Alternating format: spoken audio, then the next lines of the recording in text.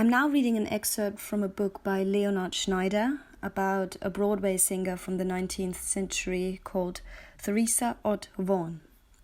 In fact, it's a pledge to the modern world to incorporate the music of the past rather than to reject it.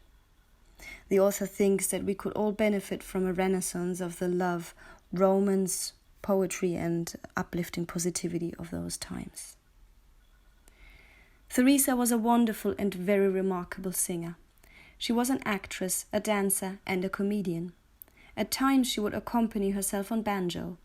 It was often said Theresa's beautiful, pure contralto voice would grace the very finest of opera companies.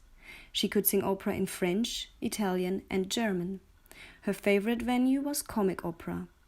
Theresa's voice was very sweet and it projected well. She could reach everyone in a 2,000-seat opera house. No amplification in those days. You can tell by reading her reviews that the writers were captivated by her. Theresa had a magical hold on audiences. She was a charmer.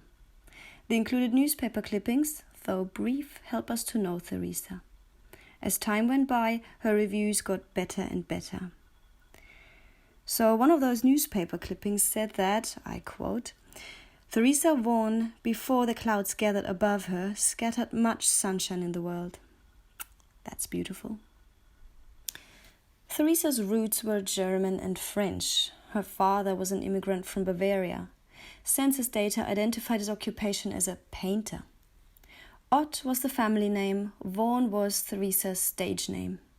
Her presentations were amazing, magical. Sometimes she wore tattered clothing to portray her original character, the Wave, a poor German orphan girl singing on the street.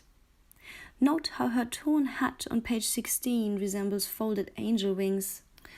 Very interesting, romantic, poetic, spiritual. Theresa Vaughn was born in 1863 in New York City, just 2 years after the end of the Civil War. She was like a new sprout emerging from a freshly reborn America, a real phoenix. Her music was refined, sweet, romantic, wonderfully old-fashioned, quaint and proper. She would soon become recognized as very special and over-the-top, a real class act.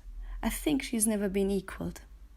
The music of the slaves, Joel Walker Sweeney and Frank B. Converse, led directly to her. Theresa was fluent in German. At times she would sing comic versions of her tunes in German. It was said those performances were too funny to be described with words. One reviewer called her a true artist. Theresa was the oldest of 13 children. At 12 she sang at her Catholic church. She was very musical, studied violin and then switched to banjo. It's possible that Theresa might have learned about banjos because of Joel Sweeney's New York and Boston performances in 1840. Other banjo players were beginning to appear in shows, again possibly influenced by Joel Sweeney and Frank Converse. Being contemporaries, Theresa could have known about Frank Converse and maybe even was acquainted with him. Well, I personally really like those banjo tunes. They are creating a very warm and cozy atmosphere. And I can also sense a connection to the Bavarian culture in Theresa's clothing. So I'm from Munich in Bavaria myself, and some parts of her outfits, especially her blouses actually, kind of remind me on the traditional German dresses called Dirndl. Maybe this is also due to the influence of the mountain culture in both places, Bavaria and the south of the United States at the time. That's where her musical influence came from. Yeah, for more information about this and all the other projects in association with the topic can be found on www.theresavaughn.com.